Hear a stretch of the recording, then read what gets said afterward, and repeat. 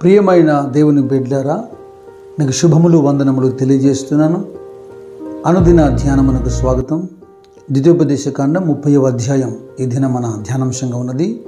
ఈ అధ్యాయంలో దేవుడైన యెహోవా తన ప్రజలతో మాట్లాడుతూ తన ప్రజలు పశ్చాత్తాపముతో దేవుని యొద్దకు తిరిగి రావడం ద్వారా కలిగే ఆశీర్వాదాల గురించి మాట్లాడుతున్నాడు.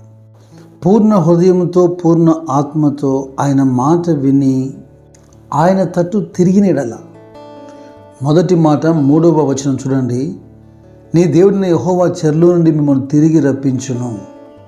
ఆయన మిమ్మల్ని కరుణించి మీ దేవుడిని యెహోవా ఏ ప్రజల్లోనికి మిమ్మల్ని చెదరగొట్టినో వారిలో నుండి తాను మిమ్మల్ని సమకూర్చి రప్పించును. రిటర్నింగ్ టు గాడ్, రిటర్న్ అనే పదం అద్భుతకరమైన విషయం. జీవితంలో మనుషులందరూ తెలుసో తెలియకో ఏదో ఒక సమయంలో చిన్న చిన్న తప్పిదాలు పొరపాట్లు అలా దొర్లుతూ ఉంటాయి. అంటే ఇహలోక సంబంధమైన మాలిన్యము ఎక్కడో కాస్త అంటుకుంటూ ఉంటుంది. మన ప్రమేయం లేకపోయినా బయటికి వెళ్ళి వచ్చిన వాడు, స్నానం చేసిన తర్వాత బజారుకి వెళ్ళి వచ్చిన వాడు తిరిగి ఉద్దేశపూర్వకంగా కాకపోయినా తన పాదాలకు అక్కడక్కడ ఆ మట్టి అంటుకుంటుంది కనుక తిరిగి పాదాలకు అడుక్కుంటాడని లేఖనమే స్పష్టంగా మాట్లాడింది కనుక, అలాగా తరచూ మనల్ని మనము పరిశీలించుకుంటూ ఆయన తట్టు మనం తిరుగుతూ ఉండాలి. ఏ పాపము ఏ తప్పిదము ఎవడు చేయకూడదు. చేసిన మరుక్షణమే వాడు మరణిస్తాడంటే ఈ ప్రపంచంలో ఎవడు బ్రతికేవాడు కాదు. కానీ పాపము లేదా అపరాధములో కొనసాగడం అనేదే ఎవరు క్షమించలేని విషయం. ఉద్దేశపూర్వకంగా తెలిసి ఎరిగి చెడిపోవడమే మనకు మనం చేసుకునేటువంటి కీడు. మన పితరులైనటువంటి ఇజ్రాయేలు ప్రజలు దేవుని పైన అనేక పర్యాయాలు తిరుగుబాటు చేసి దేవునికి వ్యతిరేకంగా తప్పిదం చేసి పాపం చేసినప్పుడు కీర్తనకారు అంటున్నాడు 106వ అధ్యాయంలో 44-45 వచనాలు మీరు చూస్తే, అయినను వారి రోదనము తనకు వినబడగా వారికి కలిగిన శ్రమను ఆయన చూచెను. వారిని తలంచుకొని తన నిబంధన జ్ఞాపకం చేసుకొనెను. తన కృపా బాహుల్యమును బట్టి వారిని కరుణించెను. ఆయన దీర్ఘశాంతం కలవాడు, బహుగా క్షమించువాడు, కోపించుచునే వాత్సల్యం చూపించువాడు. ప్రతి ఉదయమున మన పట్ల ఆయన ప్రేమ, ఆయన వాత్సల్యత నూతనపరచబడుచున్నది. దేవుని ప్రజలు పొరపాటు చేసిన ప్రతిసారి శత్రువు చేతిలో వారు చిక్కటం, శత్రువు ద్వారా అనపబడటం, యెహోవాకు మొరపెట్టుగా దేవుడు ఒకటి న్యాయాధిపతిగా లేవనెత్తి ఆత్మతో నింపి వారి ద్వారా ప్రజలకు విడుదల రక్షణ కలగచేయటం. న్యాయాధిపతుల గ్రంథం 3వ అధ్యాయం 9వ వచనంలో ఒత్నీయేలు కనబడతాడు. 6వ అధ్యాయంలో 7వ వచనంలో పిరికితనం కలిగి తాను భయపడుతూ తన ఇంటి వారి కొరకు ఎవల్ని గోధుమల్ని ఏరుకుంటున్న గిద్యోనుతో దేవుడు మాట్లాడతాడు. ఇక 11వ అధ్యాయంలో యెఫ్తా కనపడతాడు. 13వ అధ్యాయంలో సంసోనును దేవుడి ఆత్మతో నింపుతాడు.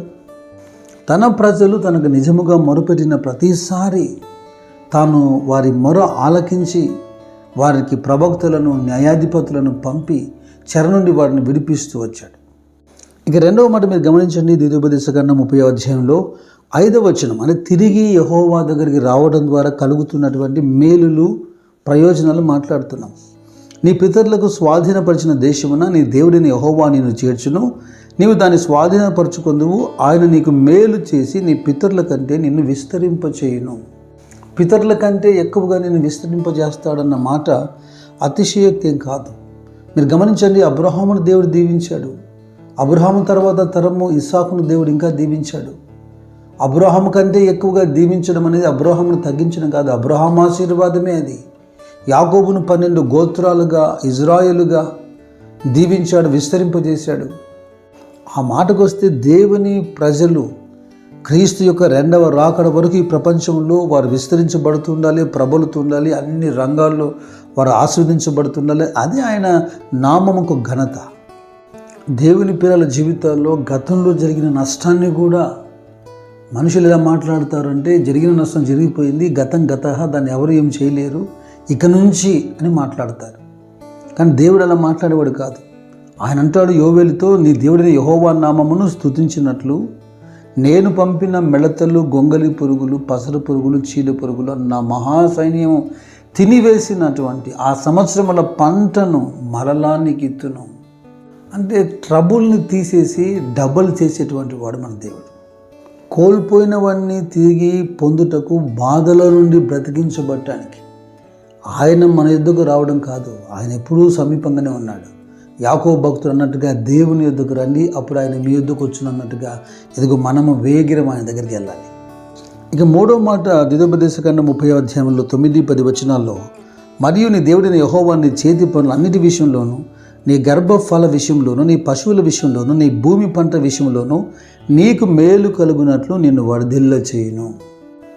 జనరల్గా సొసైటీలో కనబడుతున్న ఒక సమస్య ఏంటంటే, ప్రజలు కష్టపడుతూనే ఉన్నారు, యవన బిడ్డలు కష్టపడుతూనే ఉన్నారు, చాలా వరకు కుటుంబాలు ప్రయాసపడుతున్నాయి.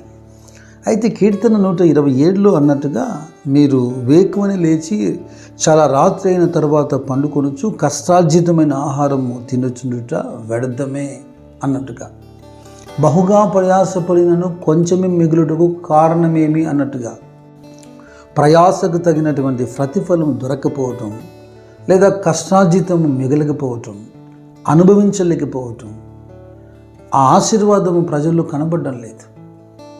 ఒకవైపున ద్వితోపదేశకాండం 28వ అధ్యాయంలో 8వ వచనంలో అదే ఆశీర్వాద వచనాలన్నీ పలుకుతున్నప్పుడు చేతి పనుల గురించి కూడా రాశారు. నీ కొట్లలోనూ నీవు చేయు ప్రయత్నం అన్నిటిలోనూ నీకు దీవెన కలుగునట్లు యెహోవా ఆజ్ఞాపించును. నీ ప్రయత్నాలు అన్నిటిలో అంటే blessings upon your works and your hand, నీ చేతి పనులు, నువ్వు చేసే ప్రయత్నాలు అన్నిటిలో దేవుడు దీవెనను ఆజ్ఞాపించాడు. అయితే జవాబు మనకు కనబడుతుంది 128వ కీర్తన 1-2 వచనాల్లో, యెహోవా యందు భయభక్తులు కలిగి ఆయన త్రోవల యందు నడుచువారు అందరూ ధన్యులు, నిశ్చయముగా నీవు నీ చేతుల కష్టార్జితము అనుభవించదవు. నీవు ధన్యుడవు, నీకు మేలు కలుగును. కష్టపడని సోమరుల గురించి అసలు మనకు అవసరం లేదు.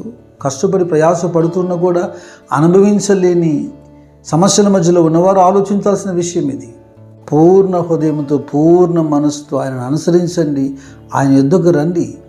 ఆయన ఇస్తున్నటువంటి మేలులు, ఆశీర్వాదాల్లో నీ కష్టార్జితం కూడా వ్యర్థమైపోకుండా, నేలపాలు కాకుండా, నీవు నీ పిల్లలు తిని తృప్తి పొందినట్లుగా ఆయన దీవిస్తాడు. ఇక మన ధ్యానంలో చివరి మాట ఏంటంటే, ద్వితోపదేశకాండం 30వ అధ్యాయంలో 10వ వచనంలో ఈ చివరి మాట మీరు గమనించండి. ఈ ధర్మశాస్త్ర గ్రంథమందు వ్రాయబడిన ఆయన ఆజ్ఞలను, కట్టడలను నీవు గైకొని నీ దేవుడిని యెహోవా మాట విని నీ పూర్ణ హృదయముతోనూ నీ పూర్ణ ఆత్మతోనూ నీ దేవుడిని యెహోవా వైపు మళ్ళునప్పుడు యెహోవా మీ పితరుల యందు ఆనందించినట్లు నీకు మేలు చేయుటకు నీ యందు ఆనందించి నీ వైపు మళ్ళును. తన సేవకుడు లేదా తన ప్రజల యొక్క సంతోషాన్ని, క్షేమాన్ని చూసి ఆనందించేటువంటి ఆ దేవుని వంటి దేవుడు మరొకడు లేడు. అటు దేవునికి స్తోత్రము, మహిమ, ఘనత యుగ యుగములకు కలుగునుగాక. తండ్రి ముఖములో సంతోషాన్ని కలిగించే జీవితం జీవించుట కంటే కుమారులుగా మనకి ఇంకా గొప్ప భాగ్యం ఏమున్నది? ప్రతి ఉదయం, ప్రతి సాయంత్రం భక్తుని హృదయంలో ఒక ఆలోచన, దేవుడు నన్ను చూసి సంతోషించగలుగుతాడా? నా కార్యక్రమాల్ని, నేను చేస్తున్నటువంటి విధానాన్ని, జీవితాన్ని చూసి ఆయన సంతోషంగా ఉండగలుగుతాడా? ఎంత అద్భుతకరమైనటువంటి ఆలోచన. మనుషులకైతే ఈ మాట ఆపాదించబడడం సబబు అనిపిస్తుంది, పూర్ణ హృదయం, పూర్ణ మనస్సు అని. కానీ మనకు అర్థం కావడానికి ఆయన చెప్పిన మాట వినండి. ఇర్మియా గ్రంథంలో 32వ అధ్యాయంలో 41వ వచనం అంటాడు, వారికి మేలు చేయుటకై వారి యందు ఆనందించుచున్నాను, నా పూర్ణ హృదయముతోనూ నా పూర్ణ ఆత్మతోనూ ఈ దేశంలో నిశ్చయముగా వారిని నాటెదను. మనస్ఫూర్తిగా హృదయాంతరంగములో నుంచి ఆయన నిన్ను దీవిస్తాడని, నిన్ను నాటుతానని, నీకు మేలు చేయడానికి ఆనందిస్తానని వాగ్దానం చేస్తున్నాడు. మరి ఎందుకు ఆలస్యం? పూర్ణ హృదయంతో ఆయనను అనుసరిస్తున్నామో లేదో మనల్ని మనం పరిశీలించుకొని ఆయన తట్టు తిరుగుదాం. దేవుడు తన వాగ్దానములను మీ ఎడల స్థిరపరచును గాక. God bless you. God bless you.